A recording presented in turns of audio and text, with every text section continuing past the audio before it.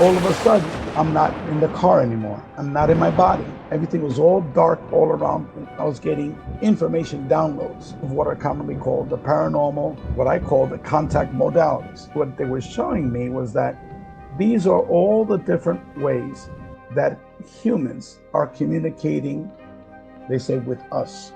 And with us, the mind of God, which is the mind behind all of existence. All of the paranormal is all interrelated. It's all one phenomenon under consciousness. These are the different ways that humans are piercing our physical reality and having contact with non-human intelligence. After we die, we will meet our maker, the mind of God, and our consciousness continues. Our individuated unit of consciousness, another word for soul or spirit, goes on forever. We are eternal spiritual beings. The A.J. Parr Spiritual Journalist Podcast. We are here with Rey Hernandez, and he has a really interesting story and experienced what he calls the mind of God. He has had several near-death-like experiences and many contacts with non-human entities. So hello, Rey, how are you? Oh, I'm excellent. I feel great. Thank you for inviting me. There's a documentary about you. It's called A Greater Reality, One Man's Journey of Discovery. Is your story featured there? Well, it surrounds my personal experiences and my attempt to try to understand my experiences. Now, the theme of the documentary is to focus on these themes. One is that consciousness is fundamental and not our perceived physical reality. Number two, that all of the paranormal contact modalities, instead of being separate and distinct phenomena, they're actually one phenomenon under consciousness. And the third major emphasis is on the topic of spirituality, that all of the contact modalities involves a spiritual transformation of the individual.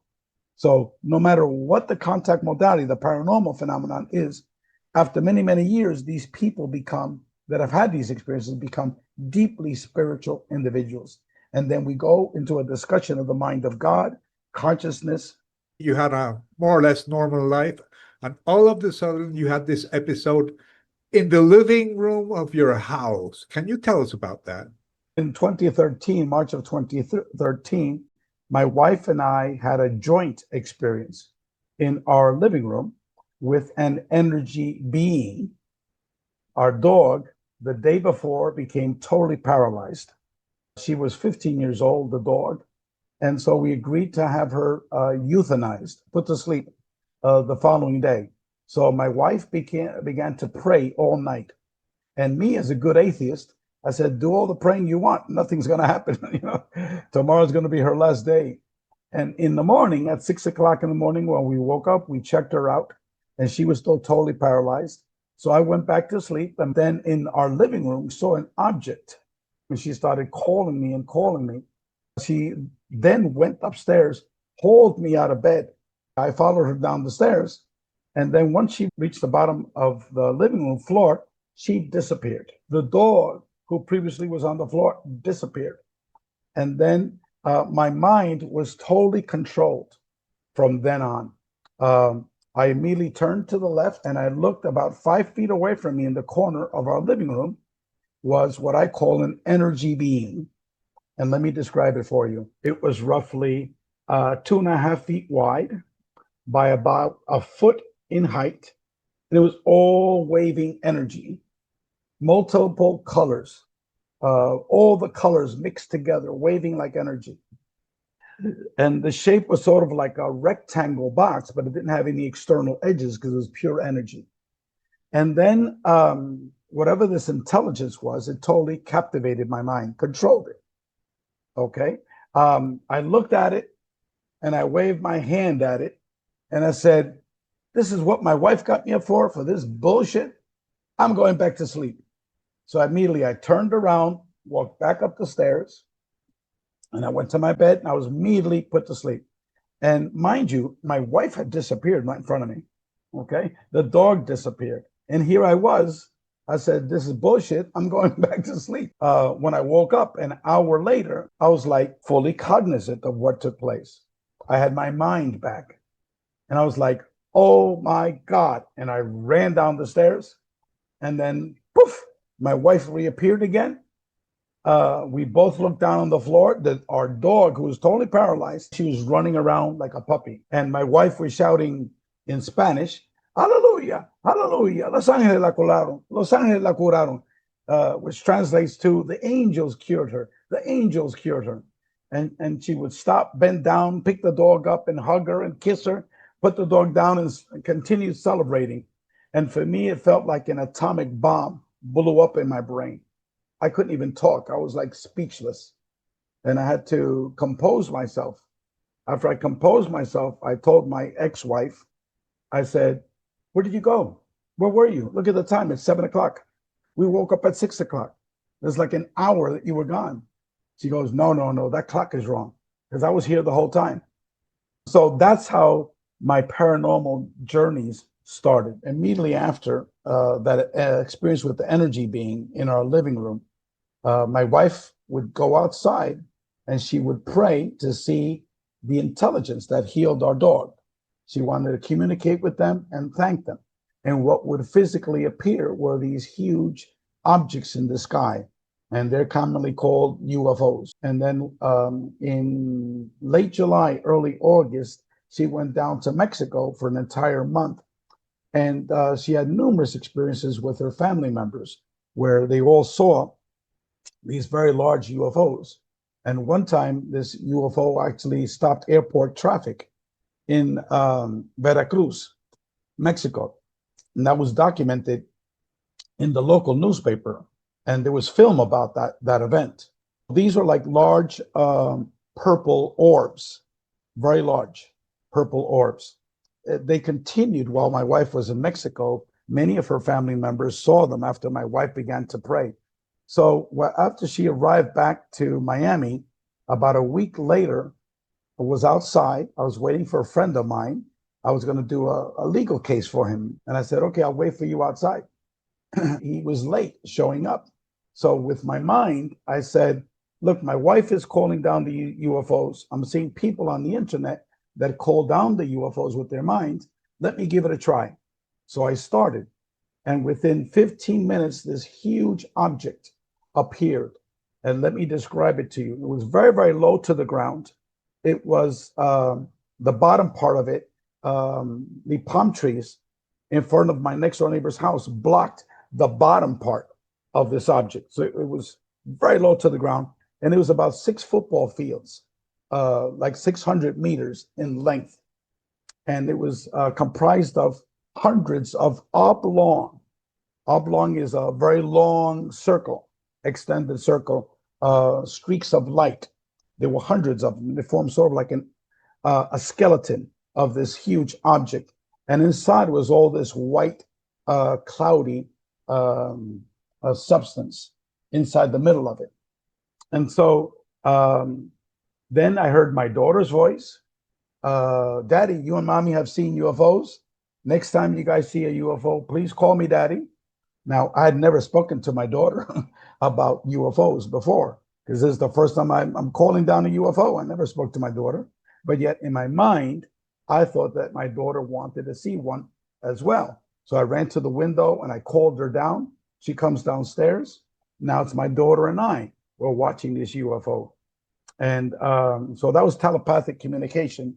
My daughter's voice, which, I never talked to her about these things. Then my friend came with his wife and their 17-year-old daughter. So they immediately parked the car right in the middle of the cul-de-sac, run to us, and he says, Ray, what is that? What is that? I said, you know damn well what it is. And they said, no, it's impossible. So then began to try to explain it away from a materialist perspective, physical perspective. And so after about 2 minutes of them coming up with one ridiculous explanation after another, with my mind, I communicated to this intelligence. And this is what I said verbatim. I said, you better come up with some better bullshit than this, because my friends don't believe you. So immediately what we were watching totally disappeared. And they now replaced by something totally different. And this was instantaneously. And what replaced it were like 50 huge orbs, the size of like Volkswagen Beetles, very low to the ground. And they were all blinking on and off, on and off, on and off, like a strobe light. Okay. And then they would take turns getting real big, one at a time, and then get small again. And meanwhile, all the others were blinking on and off, on and off. This is all very low to the ground. So you can't confuse it as a star or anything like that. It was like right on top of my next door neighbor's house. And again, there were like 50 of them. The group very close to each other. So then immediately my friends stopped trying to explain it away because they saw this thing change right in front of them. And then the way they got us to leave, first of all, my friend, after like another 10 minutes of watching this, they say, "Oh, Ray, we got to go. You know, we have businesses to run." Now, this is a once in a lifetime experience. And they're saying, "We got to go, we got to leave." No, they were under the influence as well. Everyone had a cell phone, everyone, except my daughter. Did anyone take out a cell phone and take a video of this or a picture of this? Okay, we would have been on the cover of every magazine in the world. Okay, and on television, Netflix, whatever, if it was a video. That never took place. So what I initially learned from that as well is that they have the ability to control your mind, that they would not allow you to take videos or pictures. Okay, now the way they got us to leave, it was just my daughter and I that were watching this. All of a sudden, I felt I was being attacked by hundreds of mosquitoes. I was slapping my arms, slapping my legs. I was wearing shorts. This is August in Miami, very hot, humid. And so I grabbed my daughter and I said, "Come on, Xcaret, let's go upstairs. These mosquitoes are killing me." And so once I get upstairs, I'm telling my ex-wife what happened outside. And I'm telling her about the mosquito part. And then my daughter turns to me and she goes, "Daddy, there were no mosquitoes outside." And when she said that, it was like the hypnotist broke the spell. I woke up from the spell, from the trance, and I was like, holy shit, you know, this thing controlled my mind outside as well. So I ran downstairs, I grabbed a video camera, my professional camera, not a cell phone, and I ran outside to see if I could capture what we were watching. Nothing was there, it was totally gone. So that was my second experience. And then the experiences continued to explode, and they became much more complex than that as time went on. The same night after I called down that very first enormous UFO of many that I've called down over the years, I went to the internet and I typed in paranormal, and then an NDE experiencer video came up. So I never heard of near-death experiences before. And so I listened to that individual, and then I immediately put another video of another person that had a near-death experience. And that went on all night. I listened to numerous testimonies of individuals' near-death experiences. And so then that was early morning, 6 o'clock in the morning, if I forgot the exact time. I went to Amazon and I ordered 20 used books on near-death experiences. Most of the major authors that you know of. And these are used books. And then I began reading them every day, 4 hours a day. That increased to 6 hours a day. Then it was 8 hours a day, 10 hours a day, 12 hours a day.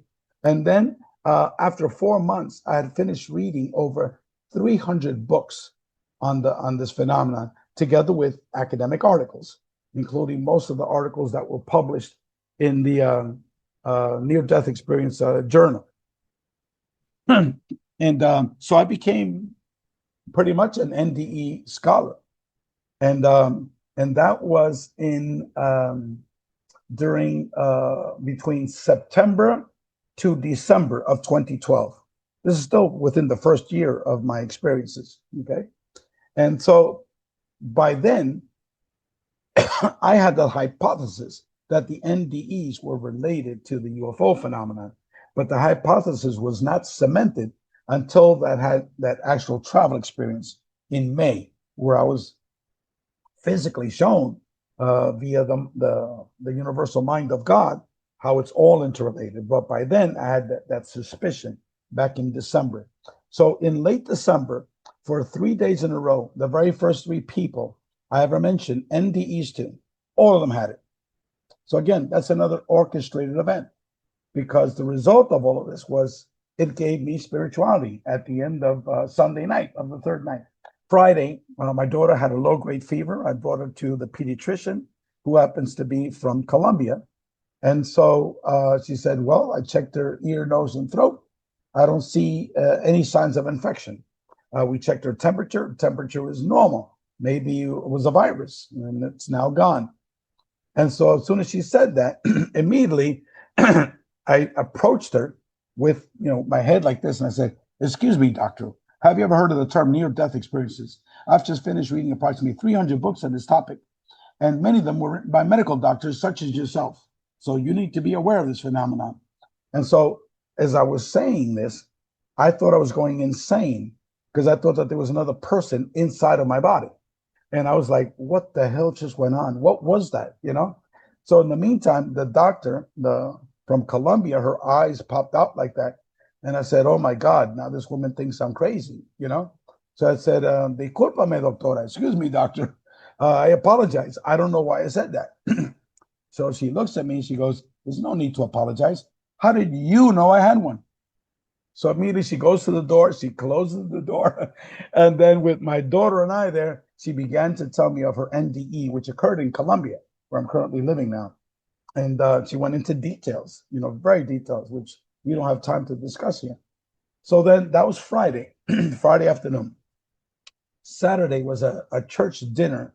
My wife is a devout Roman Catholic. And so I had to attend all these church events. So we went to this church social function. And so she sat down next to this lady who's from Mexico. And she introduced me to her husband, who I never met before. And he was born in Cuba, like I was. We both came as young children. And so we struck up a very quick and short conversation. And so after he finished, I said, excuse me, Max, have you ever heard of the term near-death experiences? I just finished reading approximately 300 books on this topic, and it's a phenomenon that you need to know about.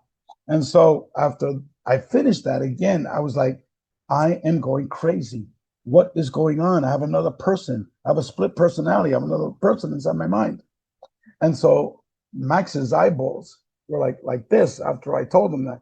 He says in Spanish, we were talking in Spanish, and he says, Ray, I've never told this to anyone, but a year ago, my mother died in my arms.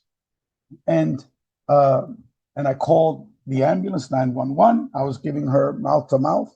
I was resuscitating, because he is an X-ray and MRI technician at the local hospital. So he gets trained in CPR, for over 30 years that he's been working there.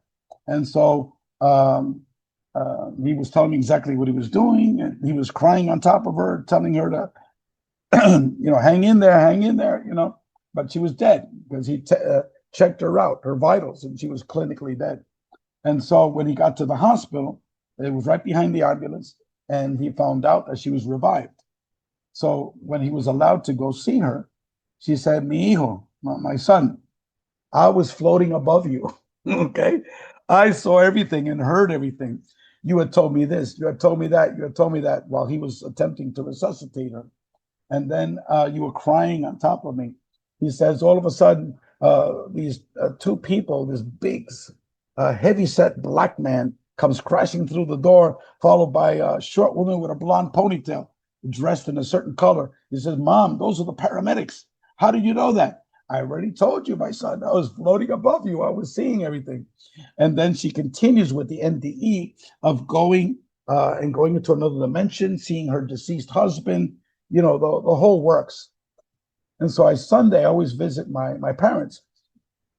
And my father was like the Cuban Archie Bunker, a total atheist, and never stepped a foot in church. And it's always in Spanish, me cago en Dios, me cago en Dios. It was like literally translate to like, I shit on God, It's like, and I thought, here he is very, very sick. He died like a year later. And I said, I need to give him some sense of spirituality. Now, I didn't have spirituality at that time, not yet, right? So I said, I need to give him something. So I told him what happened on Friday, what happened on Saturday. not all the other paranormal stuff that was happening to me, because that would have been too much. And so I told my mother, I said, help me get, my father dressed. I want to go outside to the patio. I have a very important story to tell both of you. And I told him what happened on Friday, what happened on Saturday. So my father goes, so me pasó a mí. It was like, translation is, same thing happened to me. And I was like, I was totally shocked. And then he began to tell me about his NDE. He said he was up there for 20 to 30 years. I said, Pop, what do you mean 20 or 30 years? He says, that's how long it took God to show me all the good things I had done in my life and all the bad things. So he had a life review that from his perspective lasted 20 to 30 years, very, very detailed. And he said, God, a devil doesn't exist. I said, what do you mean the devil doesn't exist? Because God is pure love, And then he starts telling me all these things over and all. God is pure love, and on and on. I was like, that's not the father that I knew, And so it came at a certain point where he just stopped telling me things, and he wouldn't talk. He just shut me down. And so I turned to my mother and I said, Mom, I never heard about this before. Have you ever heard this before? She says, only when he was waking up from his anesthesia, from a quadruple heart bypass. And then he was desperate to try to tell me something. And she was like, go back to sleep. You're waking up from anesthesia. Go back to sleep. And he goes, God damn it, I need to tell you something. And finally, he told her. And she said, the same exact thing that he told you, he told me 15 years before when he was waking up from anesthesia in the hospital. And so driving home on Sunday evening, I looked up at the stars and I put down my windows. And for the first time in my life, I spoke with God. And I said to God, I said, I want to thank you because I now understand that I am an eternal spiritual being. And I have that understanding more than any Catholic priest in Miami. And for that, I want to thank you. You have given me a spirituality. And so since that day, I speak with God. And that was in December 21st, December 22nd, December 23rd, 2012. And someone told me, years later, that December 21st, 2012 was the day of the Mayan calendar. And that was my first NDE revelation. Can you tell us about the experience that led you to believe that near-death experiences, out-of-body experiences, shared death experiences, and so many other experiences are all the same? In May of 2013, I was driving to work at 8:30 in the morning and in the middle of a traffic jam in Miami. And the cars were not moving at all. All of a sudden, I'm listening to an interview on National Public Radio of this man that was doing art fat sculptures based upon his liposuction. And I was listening to it and I was like, oh my God, this is interesting. And all of a sudden, I'm not in the car anymore. I am not in my body. Everything was all dark all around me. And I didn't know what was happening. And then all of a sudden, I realized that I am inside a huge cartwheel, a cart. And a cart has various spokes like this with different sections. And I was in the very middle of it, the fulcrum. And inside each of these sections of the cart was a movie that I was seeing, a visual expression of it. And at the same time, I was getting information downloads of what that was. So in the different sections were all of what are commonly called the paranormal, what I call the contact modalities.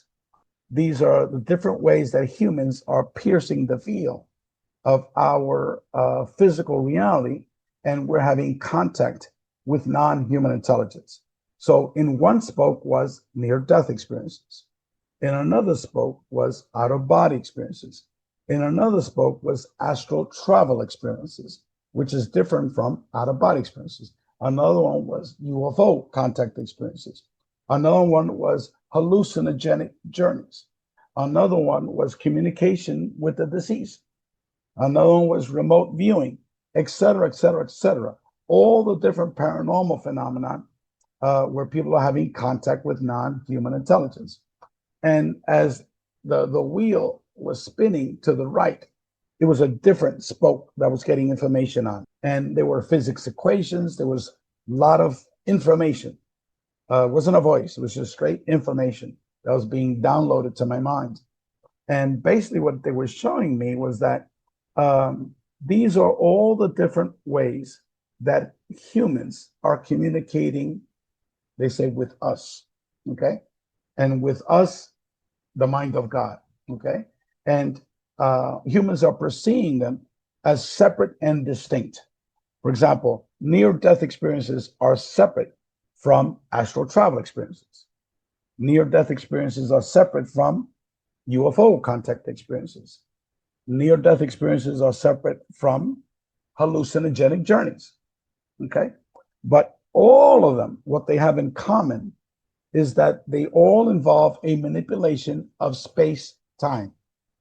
That's the glue that holds it all together, okay? When you're having an out-of-body experiences, your consciousness is outside of your 4D physical reality. You're in a 5D reality, okay? When you're having an astral travel experience, you're piercing that 5D reality of an out-of-body experiences where you're seeing everything as physical underneath you. And now you're going into these higher realms. When you're having hallucinogenic journeys, you take ayahuasca or magic mushrooms, okay? Your consciousness pops out of this 4D physical reality and you're having multidimensional experiences. 50% of the time, you're having experiences with non-human intelligence. When you're having a near-death experience, by definition, your consciousness, your individuated unit of consciousness, that's my preferred term, other people use soul or spirit, okay, is outside of the physical reality, and you're in another multidimensional reality, having a near-death experiences. Most of my major experiences were orchestrated events. These are not synchronicities. These are events that were orchestrated, from the mind of God, what I call the mind of God, which is the mind behind all of existence. I had this experience. And then that same day, I got an email from Mary Rodwell, a major UFO contact researcher. She's researched over 3,000 cases like mine, people that have seen UFOs and have had paranormal contact experiences. I had sent her an email 6 months before. Now, she never received that email. She received that email the very same day as my astral travel experience while I was in my car. She then contacted me and I said, well, this is all the crazy paranormal experiences that happened to me over the last 6 months. And this is what happened today, early in the morning. So we wound up talking at night via Skype and till 1:30 in the morning. And then I said, look, Mary, I got to go to work tomorrow. I can't stay past this time period, 1:30 in the morning. So the very next day, I received a phone call. Hello, is this Rey Hernandez? Yes, who is this? Oh, this is Dr. Rudy Shields. I said, who? I had no idea who this man was. He was an emeritus professor of astrophysics from Harvard University. He was a professor for 45 years of astrophysics at Harvard. And then he had been working with Mary for people that had gotten downloads of consciousness and advanced physics. And I was getting physics downloads at the same time, okay? And so we wound up talking for 90 minutes. And for 90 minutes, he agreed to help me out with a mission that I was given during my experience. I was given a very specific mission. He says, look, Ray, I'm willing to help you out. And I can get other PhD academic professors that I know to help you. But what you got was a download of Dr. Edgar Mitchell's quantum hologram theory of consciousness. He then gave me a very, very brief summary of Edgar's theory. And it was a theory of everything. And then he says, write down this telephone number. So I wrote it down. He says, this is the telephone number of my mentor. And I said, well, who's your mentor? And he goes, Dr. Edgar Mitchell. And so I already knew who this man was because I've been reading all these books about consciousness and ufology. And he was the first astronaut to talk about UFOs publicly. And he was the founder of the Institute of Noetic Sciences, which is the world's premier institute on consciousness and ESP inside. And so I finally worked up the courage to give Edgar a call later that afternoon, and he invited me to his home the very next day. So within 48 hours of me having that astral travel experience, I was at the home of Edgar Mitchell. And it was at the home of Edgar Mitchell where we began what later became known as the Dr. Edgar Mitchell Free Foundation. And that was the precursor to the CCRI. And that was the organization that conducted this world's first statistical research study on UFO contact experiences. And then we eventually had close to 15 PhD academics that worked on that research study. And as I said before, no one has ever done that before or since. And all of our data in those 820 pages contradict almost everything that's circulating in mainstream materialist ufology. Did Edgar Mitchell also agree that near-death experiences and all these paranormal experiences are part of the same type of phenomena? He certainly did. I later learned that Dr. Edgar Mitchell, together with Dr. Eben Alexander and Dr. John Audette, founded this organization called Eternia. And Eternia's mission was to study near-death experiences and the relationship to spirituality. And all three of them clearly understand that all of the paranormal is all interrelated. It's all one phenomenon under consciousness. I later had a conversation with Don Ardette. He had a UFO contact experience, okay? And Eben Alexander, I've interviewed him as well, and he is going to be appearing in our documentary, as well as the late Dr. Edgar Mitchell. And he also agrees that all the paranormal is all one integrated phenomenon under consciousness. So the answer to your question is yes. With the UFO phenomenon, I was part of this team of academic professors and researchers that's conducted the world's first and only comprehensive academic statistical research study of UFO contact experiencers.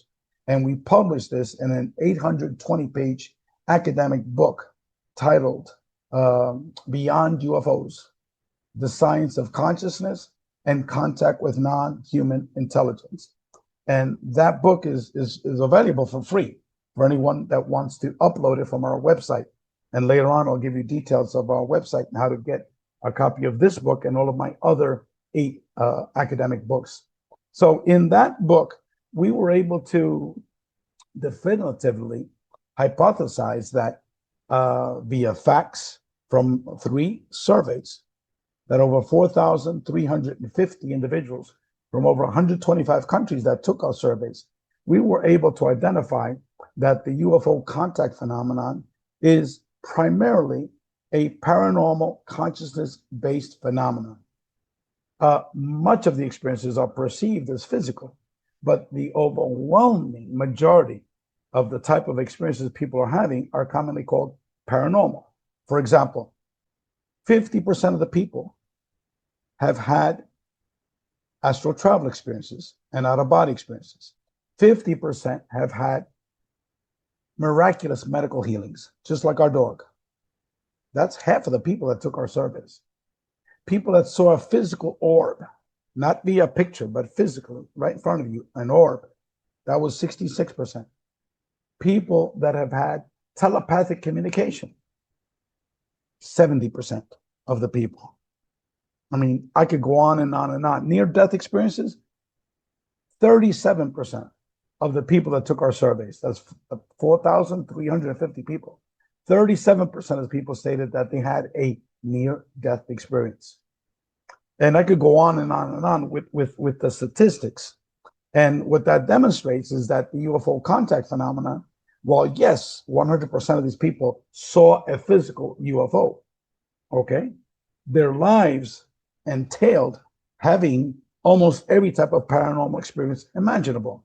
And most of these experiences involve a manipulation of space-time. So what can you tell us about this documentary? It's very powerful, and no one has ever done anything close to what we did in that documentary. And so I go around the United States interviewing PhD academics, medical doctors. For example, I went to Houma, Alabama, to interview Dr. Raymond Moody. We went to Louisiana to interview Dr. Jeffrey Long. We went to Virginia, where Dr. Eben Alexander lived. And so we went all over the United States interviewing people as to the paranormal and the consciousness-based aspects of my personal experiences. So it's all based upon my personal journey. That documentary has been 7 years in the making. It's a compilation of various PhD academic professors and medical doctors. And I'm sure you know most of the names that are in that documentary of the PhD academics and the medical doctors. People like Raymond Moody, Dr. Jeffrey Long, Stephanie Schwartz, Dr. Gary Schwartz, Jeffrey Mishloff, et cetera, Dean Radin, who's the chief scientist at the Institute of Noetic Sciences, and many people at that caliber. And then we mix that with about 50 individuals that have had near-death experiences. They've had astral travel experiences, out-of-body experiences, hallucinogenic journeys. People who have had communication with deceased relatives, all of the paranormal. We have people who have had these experiences. Now, most of them have had not just one, not just two, but 3 or 4 different types of paranormal experiences. They're sharing their personal experiences together, mixing that in with the PhD academics and medical doctors. You are the founder and also the director of the Consciousness and Contact Research Institute. A lot of its members are highly important, like Dr. Jeff Long. Who else is a member of that? Dr. Jeffrey Long, Dr. Rudy Shields, who is an emeritus professor of astrophysics from Harvard University, Dr. Edgar Mitchell, before he passed away, PhD from MIT. He was the founder of the Institute of Noetic Sciences.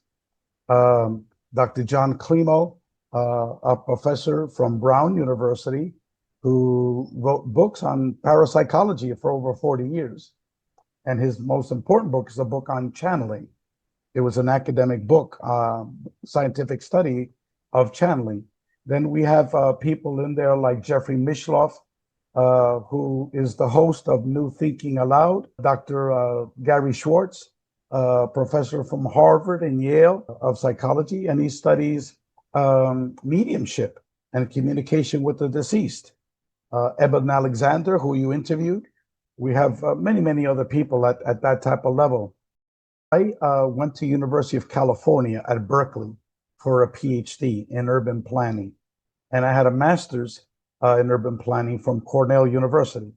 And then I went to law school while I was working full-time as a university instructor, and I became an attorney. And then for 25 years, I worked for the U.S. Department of Treasury as an IRS estate tax attorney. What I did is I audited the estates of the millionaires and billionaires.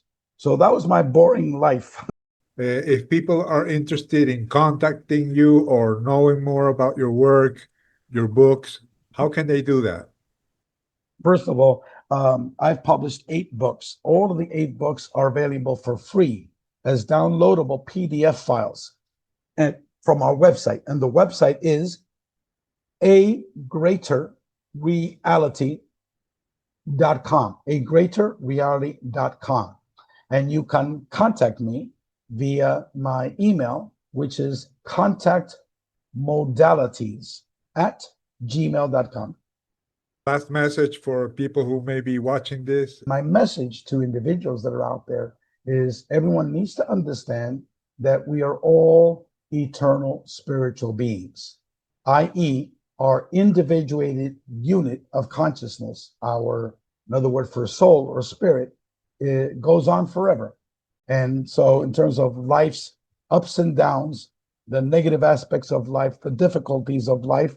That's part of our mission here in this physical body that we are living in, and that just hang in there, hang in there. After we die, we will meet our Maker, the mind of God, and our consciousness continues. This has been the AJ Parr Spiritual Journalist Podcast. Please like, share, and subscribe.